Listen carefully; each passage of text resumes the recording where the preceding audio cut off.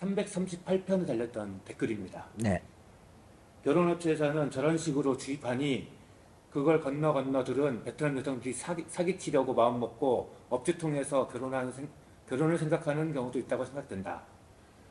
결혼업체에서 신랑 능력 위주로 소개하려고 하는 것은 그만큼 자기들의 어느 정도 추가 이익을 비용을 이야기해도 크게 신경 쓰지 않고 지불하기 때문에, 즉 돈 벌기 쉽기 때문에 이런 이야기를 자주 하는 것 같다.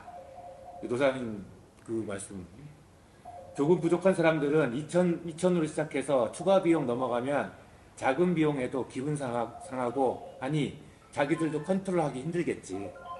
신부 집안이 어느 정도 사는 집인데 어린 나이에 결혼 안 하고 국제 결혼하려고 한다고? 베트남 현재 결혼 문화가 많이 바뀌는 추세라도 집에 어느 정도 살면 베트남 남성과 결혼하려고 하지. 힘들게 외국 남자 만나서 혼자 외롭게 타국에 생활하려고 할까? 경험을 통해 이야기하시는 부분은 세상 공감을 느낄 때도 있지만 너무 단편적으로 영상에서만 이야기하면 다른 사람 혼란스러울 수 있으니 조금은 조심스럽게 이야기하시기를 부탁드립니다. 라고 달았어요. 너무 한쪽 시각에서만 바라보고 신부 이야기나 이런 얘기를 하는 거 아니냐라는 지적인 거예요. 자, 제가 과거에도 말했지만은요, 신랑이 경제적으로 얼마를 벌고 있다는 걸 신부한테 말을 절대 안 합니다. 제 기준으로 했을 때. 신부는 자기 남편이 한 달 수입이 얼마라는 걸 몰라요. 모르고 선택을 하고 결혼을 해요. 그 다음에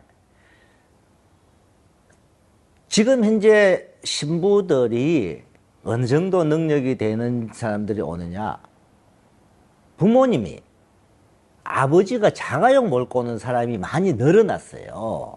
그러면 그분들이 말하는, 지금 댓글에서 말할 때 아버지가 애식장에 참석할 때 자가용을 몰고 오는 사람들이, 그러면 그분은 가난한데 어떻게 또 자가용을 몰고 와요?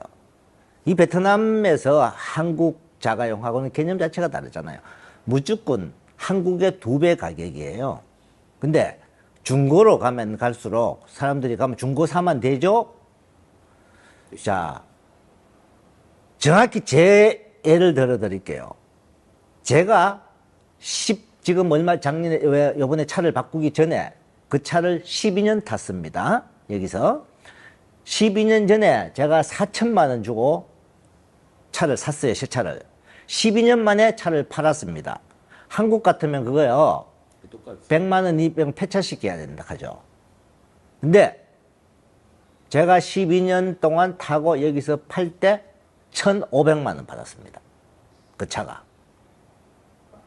그러면 12년 탄 차가 1,500만 원을 받았다고 생각을 해보십시오. 자, 한국에서 내가 그 당시에 5천만 원 주고 산 차가 이번에 차를 같이 바꿀 때 12년 탄 차가 200 받았어요. 한국에서는 200 받았고 베트남에서는 1,500을 받았어요. 근데 그만큼 중고차를 샀든 새 차를 샀든 시골에서 그 차를 몰고 다닌다 하는 게 가난한 신부집이에요? 아니란 말이에요. 이분 얘기는 그게 일부지 않느냐 이거죠. 그 일부는 맞지만은 제가 지난번도 했잖아요. 자, 과거에는 신부들이 한국에 못 살기 때문에 한국으로 돈을 벌러 가려고 하는 사람들이 많았어요. 전체 결혼 인구에 봤을 때. 지금은 반반까지 줄었다 이 말이에요. 절반은 아직까지 경제적으로 힘들고 한국 가서 돈을 벌어서 부모님도 벌어서 신부도 벌어서 자기 집을 좀 일으켜보고 싶은 신부들이 아직도 절반은 있어요. 그러면 나머지 절반은 부모님이 한국 안 가도 돼요, 돈 벌러 안 가도 돼요 하는 분들이 많다 이 말이에요. 그러면은 최근에 코로나 이후에 우리가 결혼해서 한국 가서 지금 살고 있는 분들, 단기 초청으로 임신을 해서 단기 초청으로 하는 분들도 많이 늘어났어요. 그러면 한국에 일하러 가려고 초청을 하는 신부들이 과거보다는 도로 줄었다 이 말이에요. 자, 자꾸 옛날 하지만 지금은 신부들이, 가족들이 돈을 벌기 위해서 국제결혼을 많이 택한 건 사실이에요. 근데 그런 비중이 지금이 없어졌다는 게 아니고 줄어들고 한국이라는 사회에 가서 살고 싶고 우리 가족 중에 우리 딸이 한국으로 시집가서 살고 나도 한국 공부하고 이런 로망, 꿈을 가지면서 가시는 분들이 많이 늘었다 이 말이에요. 또 한편으로 문제 제기한 신랑들의 소득 수준이 너무 과하게 높은 분들만 일부분인데 소개하는 거 아니냐. 노 사장님 업체가 좀 추가 비용 뜯어내기 쉽게 그런 사람들만 사례로 드는 거 아니냐라고 자, 얘기하고 있어요. 제가 이 방송에서 반드시 밝혀드릴게요. 작년 코로나 이후부터 지금까지 우리 결혼하신 분들, 이 방송을 보고 저한테 결혼하신 분들이 거의 90% 이상입니다. 그분들 저한테 여기 현지에 와서 어떻게 지내든 추가비용 단돈 10원이라도 내신 분이 있는가? 본인이 용돈을 쓰기 위해서 더 썼어요. 사장님 용돈 쓰는데 조금 돈 좀 빌려주세요 하는 분 빌려준 적 있어요. 응? 우리 신랑분들 똑같이 하나같이 하는 말은 처음에 상담할 때 들어갔던 금액, 용돈 이걸까지 똑같습니다. 저는 추가 비용 일체 없습니다. 반드시. 근데 아니 추가 비용이 없는데 잘 사는 신랑들한테 추가 비용을 더 뜯어내기 싶다 하는 게 말이 되는 소리입니까? 분명히 제가 말하지만은 신랑분들 전체적으로 저희 코로나 이전에 결혼할 때 잘 사는 신랑, 조금 소득이 낮은 신랑 반반 있었어요. 지금 어느 정도 소득이 높은 사람이 거의 80%다 이 말이에요. 다른 업체는 몰라요, 솔직히 말해서. 그러니까 노사연 사례들은 그런 고소득 신랑에 대한 부분에 이 댓글에 보면 그걸 인정하거나 받아들이지 못하는 시청자가 너무 많은 것 같아요. 자, 인정 못하겠다면 한번 오세요. 저한테 여기 오세요. 이번 일요일 날 들어오는 신랑분요. 한 분은 세무사예요. 한 분은 중소기업 사장입니다. 그분 둘이가 들어와요. 제가 여러분한테 그걸 거짓말을 왜 시켜요? 신랑분들 소득 있는 분들이 굉장히 많이 늘어났어요.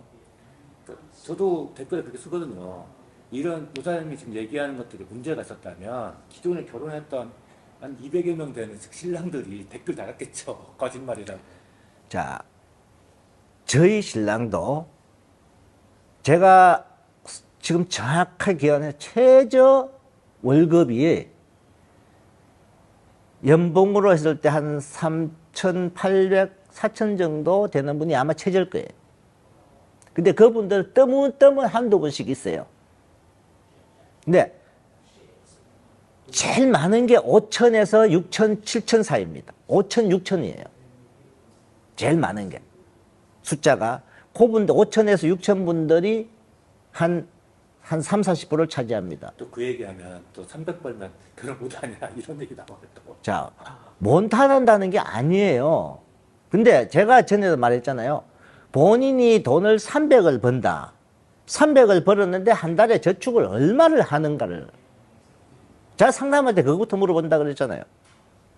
돈을 700만 원을 번데 본인이 저축 얼마 합니다. 가만 저 사실 쓰고 이것저것 뭐 하니까 외제차 타고 뭐 지출도 많고 뭐 저축은 사실 별로 못합니다 하면 그분은 결혼해도 빠듯하고 힘들다고요. 근데 300 버는 분이 월급에서 300 중에서 저축을 150, 200 하는 사람 같으면은 얼마든지 결혼해도 되는 거죠. 근데 300 버는 분이 자 예를 들어서 어떻게 열심히 살았더니 대출 내서 집을 한 개 샀어요. 은행으로 한 100몇십만 원 내고 보험료 내고 전화료 내고 자기 한 조금 남는 거 갖고 살고 있습니다. 그분은 결혼해서 어떻게 살 거예요? 제 말은 이 말이에요. 응? 소득이 작은 분들도 얼마든지 할 수 있는데 본인이 지금까지 살면서 얼마를 저축을 했느냐. 그러면 그 저축 비용에서 결혼 생활의 비용. 자, 제가 지난번에 이 말을 했잖아요. 월 평균 100만 원은 더 잡아야 될 겁니다. 하는데 어떤 분들이 뭘 한 달에 100만 원씩 더 씁니까? 이렇게 이야기하십니다. 제가 월 100만 원 가는 거는 뭐냐면요. 1년 토탈 합쳐서 1000에서 1200원 더 쓸 생각을 해야 된다. 뭐냐. 생활비도 더 들어갈 거고 또 처갓집도 한번 다녀올 수도 있을 거고 이런저런 모든 합해서 합해서 평균 100 정도는 더 들어간다고 예산을 잡아요. 왜 사실 우리 지금 신랑분들 작년 연말 올 초에 입고 가신 분들 지금 올 설 때 주의로 해갖고 신랑 처갓집에 놀러 다니러 오는 분들이 지금 굉장히 많아요. 저한테 지금 막 항공권 문의하는 분들도 있고 그분들도 사실 뭐 한 8개월, 1년 만에 그 지금 오잖아요. 그러다 보니까 오면은 비용도 쓰인단 말이에요. 항공비부터 여 와서 쓸 돈하고 이것저것 그러다 보면은 그런 비용 한 달에 생활비 더 들어가는 비용 생필품도 더 사야 될 거고 와이프 옷도 뭐 더 살 거고 뭐 용돈도 좀 쓸 거고 이런 전체적으로 엎쳐서 100 정도는 더 여유 있게 저축하시는 분들은 얼마든지 결혼할 수 있다 이 말이죠. 아무튼 어쨌거나 사례로 든 그 고소득 신랑이 추가 비용도 어떻게 사시는 건 아니죠? 추가 비용 저 내신 분 있으면 저한테 좀 오십시오. 우리 저 댓글 좀 달아주세요. 우리 결혼하신 분들이 뭐 인원이 뭐 한 10명, 20명이 아니잖아요. 상당히 인원이 많은 그러니까 그분들 중에 저한테 추가 비용 자 본인과 진행하다가 신부가 파혼하고 다시 할 때는 추가 비용 들어갑니다. 그거는 모든 신랑한테 제가 계약서 적을 때 다 설명해 드립니다. 그 외에는 없습니다.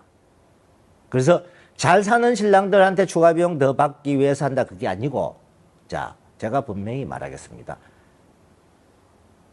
신랑분들이 수익이 높은 사람일수록 좀 더 와이프한테 여유 있게 잘하기 때문에 신랑들이 마음적인 여유가 더 있어서 좀 더 잘 살더라고요.